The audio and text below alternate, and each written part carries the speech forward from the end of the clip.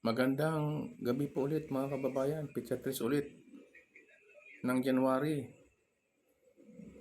2026. Ah, Siyempre, uunahin ko po muna ang pagbati sa inyo ng Happy New Year at wish ko po, unang-una wish ko na maging malusog po kayong lahat. Saan mang sulok kayo ng Pilipinas naroon, mga nagtatrabaho sa abroad, OFW. Binabati ko po kayo ng magandang gabi.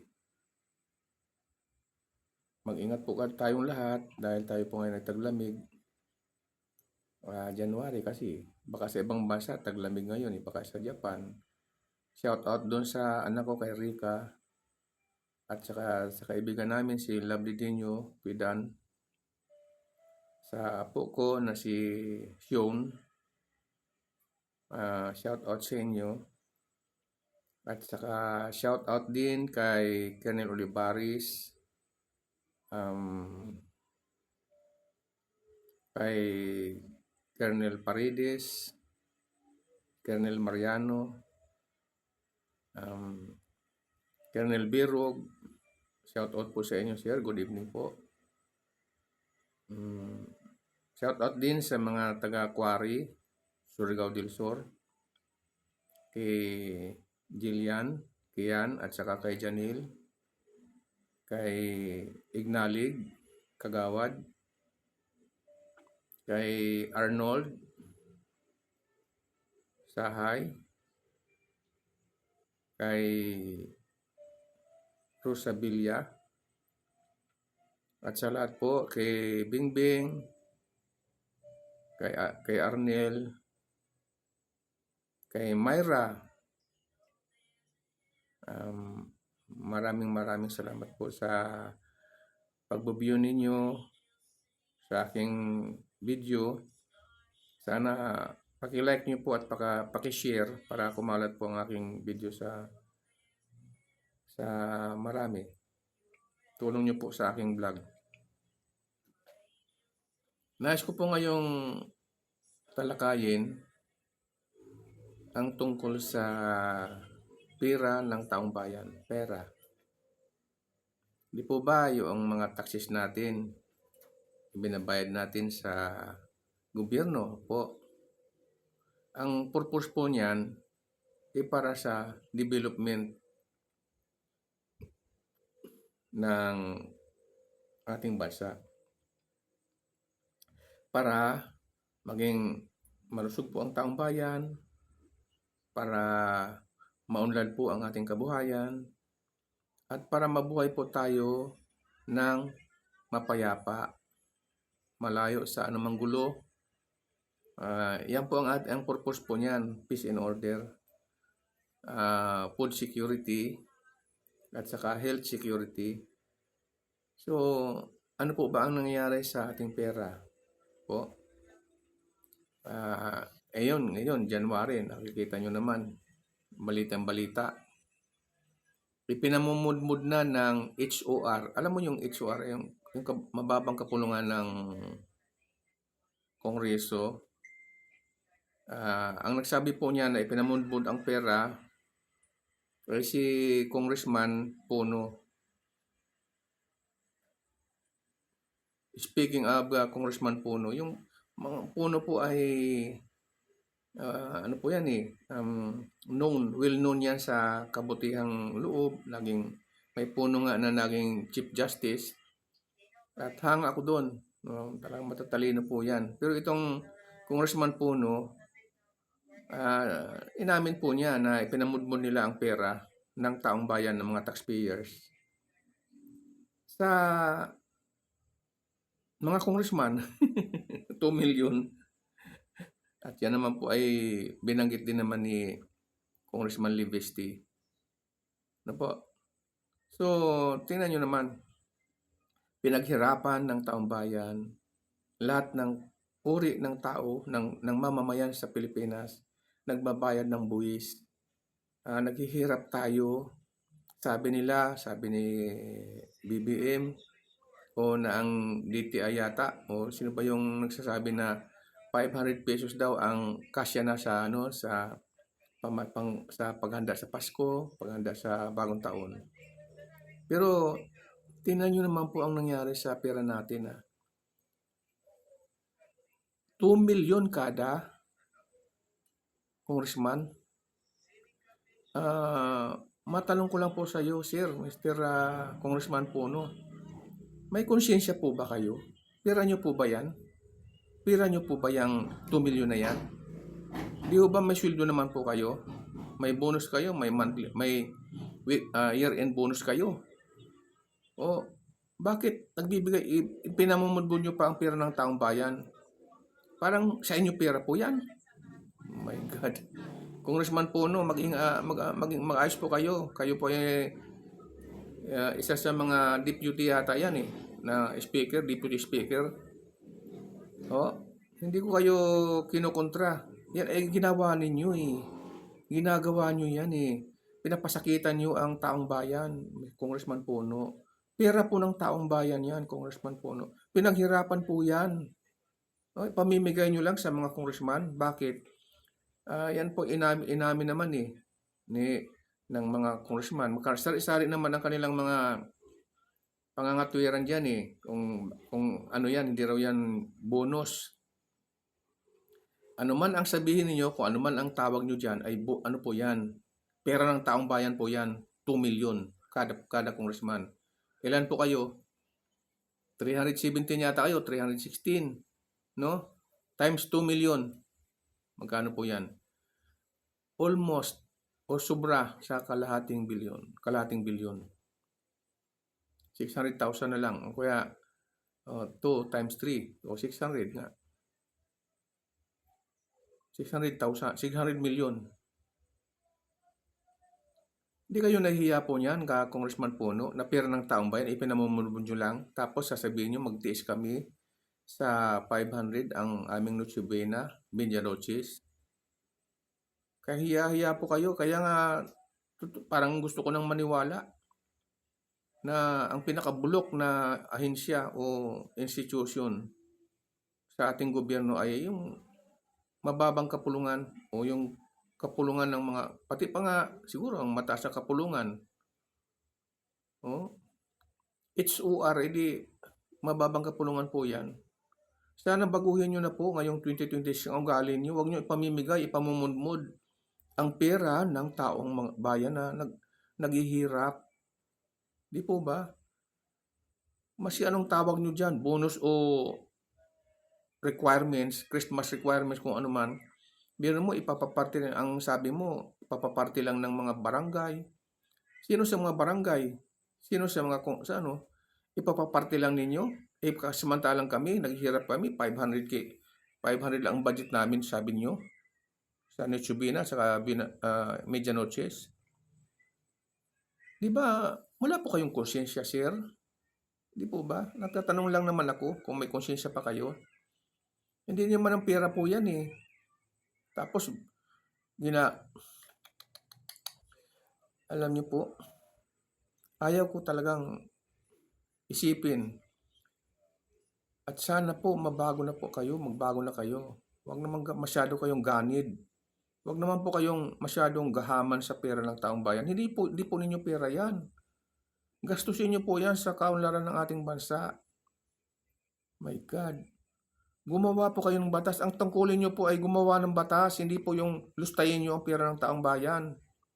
Hindi po ba, Congressman Puno? Congressman Redon? At yung nababalitaan po namin, nasa balita naman po yan, sa mainstream media, sa social media. Sinuspindi ninyo ang isang batang congressman, si Kiko Barsaga. Dahil nagsasalita siya ng kaunlaran, dapat yung para mabago sana ang sinuportahan nyo sana ang kanyang idea, ang kanyang ideology, yung kanyang adhikain ba, yung goal niya na mabago sana ang pananaw ng taong bayan sa inyo. Bulok na bulok po kayo pero hindi kayo nahihiya. Wala, ang kakapal ng mukha ninyo, sir Totoo po ba na makakapal ang mukha ninyo? Baka naman. Kasi ginagastos niyo ang pera ng taong bayan. Hindi po ba, sir? Pera po ng mga taxpayers po 'yan eh. Oh, hindi po ba? Hmm. Ang kakapal ng mukha ninyo. So, gumawa po kayo ng batas. Alisin niyo po yung liquidation, maging transparent po kayo. Saan niyo gagastusin yung 2 million kada congressman? Saan niyo po gagastusin yan? Maging transparent po kayo. Alisin niyo po yung liquidation by way of certification. O di ba? Nagtatamasa kayo sa parang wala kayong kabusugan. Ano po? Alam ko lang ang walang kabusugan yung buhaya eh. Di ba? Di ba nakakahiya no makapitan ang nyo, ang pangalan niyo na kayo ay buhaya? Makapitan ng ganun? Congressman buhaya? Wala kayong kabusugan sa pera ng taong bayan. Magbago na po kayo, 2026 na eh. Malapit na naman ang eleksyon. 2.5 taon na lang. Mayroon na naman tayong eleksyon, o di ba? Mga congressman puno. Meron kasing may panalang, may birthday wish yung isang journalist. May listahan po siya eh. Sana, ang sabi niya po sa kanyang baka sabihin niyo nagdudulungan ako kaya sarili ko lang itong sinasabi ko. Hindi po.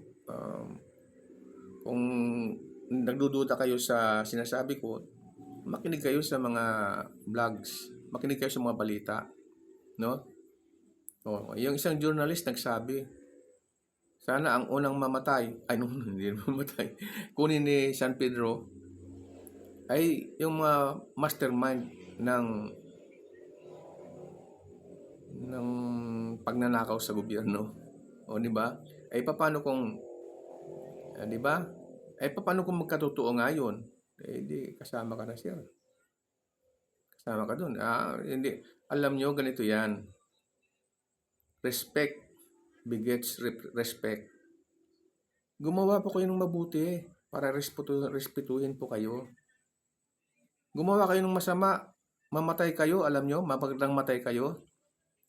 Dudustain lang kayo, aalipustahin kayo ng mamamayan ninyo, ng mga constituent ninyo.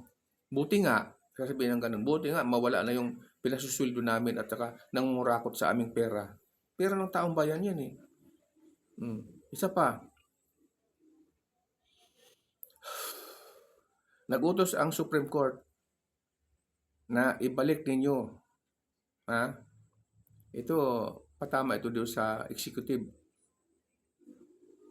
At siyempre, tatamaan din kayo dito dahil kayo ang power of the purse. Ibalik ninyo ang pondo ng PhilHealth, 60 billion yan. Ngayon, minamadali ninyo. Minamadali ninyo ang pagpasa ng 2026 sa GAB, General Appropriation Bill. O, di ba? Bakit? Nagmamadali kayo para nakawin na naman ninyo. Ang dami na naman kayong insertion eh. O, di ba? Hindi kayo nahihiya? Sino po ang appropriation chairman dyan sa di ba? Dalawa yata yan, magkapatid yata yan eh. Nandiyan sa Kongreso. Ang kakapal ng mukha ninyo, sir.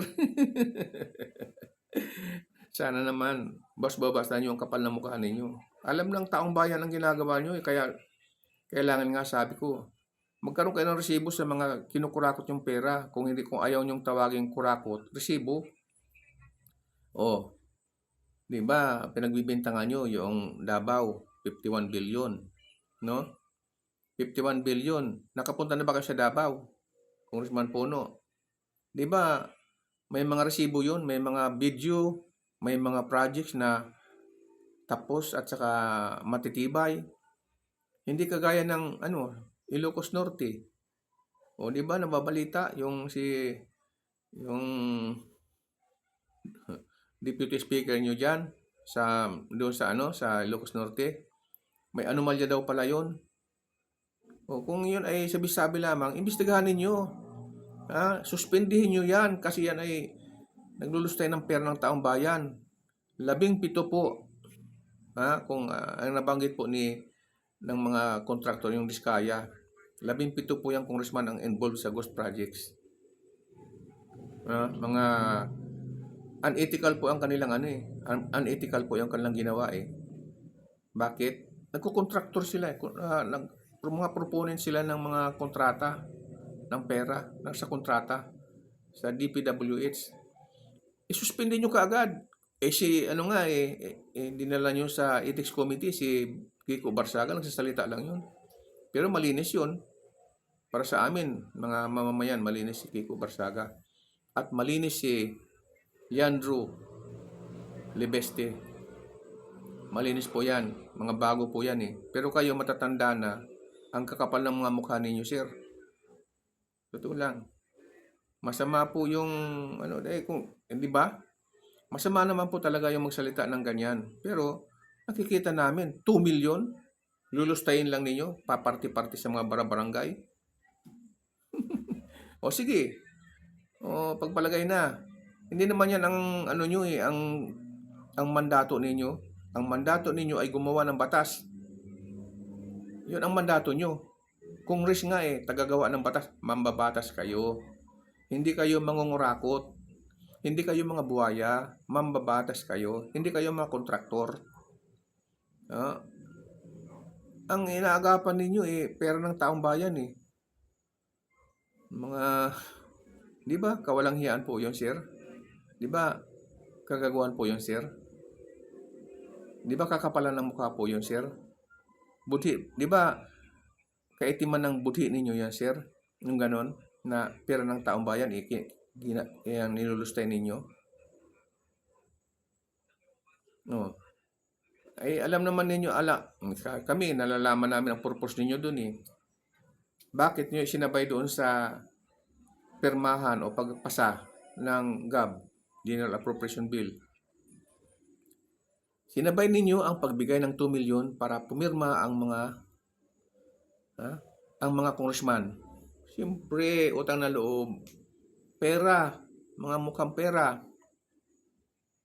Ang kakapal po, sir, ang kakapal. 2 million. Bonus o hindi bonus. Requirements, kung ano man yan. Gawan po ninyo ng resibo kung saan nyo dinlagay. No? Tanggalin nyo po yung liquidation by way of certification lang. Gawa kayo ng resibo. Sabi nga, sinalpakan kayo ng resibo ni Pulong Duterte. Kung wala kayong masay, pinaimbestigahan nyo sa ICI. Walang masay. Meron ba? Ghost project doon? Kung merong ghost project, isampahan nyo ng demanda sa ombudsman at nang kayo mapahiya. Dahil ngayon, darating na naman tayo sa impeachment dito sa February 1. Tingnan natin kung magtatagumpay kayo. At lahat kayo, pinipicturean na namin ang pangalan ninyo, mga congressman, ang sasama ninyo. Manlulustay kayo ng pera ng taong bayan. Ang tawag dyan ay technical malversation of public funds. Mahiya kayo, sir. So, shout out sa iyo, Congressman Puno. Sana magbago na po kayo. At saka, bilang leader kayo, di ba, vice chairman kayo ng vice speaker. Tawag doon? Vice speaker ba yun? Isa kayo sa matataas ang katungkulan dyan sa HOR. Sana baguhin nyo na po ang pangalan o yung kasabihan na nakakulapol po sa mga mambabatas, ang pagiging buhaya, ang pagiging rotten institution ng ating gobyerno. Sana po, ang wish ko po, maliban doon sa baguhin ninyo, mawala na po sana ang mga nangungurakot sa pera ng mga taxpayers, sa pera ng mga mahihirap. For your information, kung hindi mo alam, sinasabi ko na nga lagi sa mga vlog ko na ang mga nagbabayad ng buwis ay hindi lang kayo. Ang mga binabayad yung buwis galing din sa nakaw nyo. Pero kami, pinagpapawisan namin ang pambayad namin sa inyo.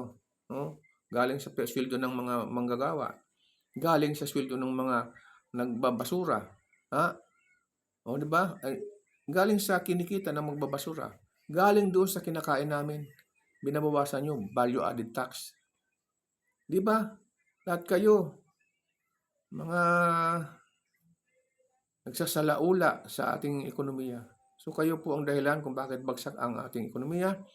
Kayo po ang dahilan kung bakit bagsak po ang rating ng Pangulo. Mga magnanakaw. Kayo po ang dahilan. Sir, magbago na po kayo. 2026 na po. Paunlarin natin ang ating Pilipinas. Maging nationalistic po kayo. Di po ba? Para magmalasakit tayo sa ating bansa. Paunlarin natin. Shout out po ulit doon sa mga magla-like sa aking video. At ito po i-download ko po sa Facebook ko, sa feeds. At eventually, i-download ko po ito sa aking channel sa YouTube po. Paki-like naman po, paki-share. Maraming salamat po. Magandang gabi. Ingat po tayong lahat.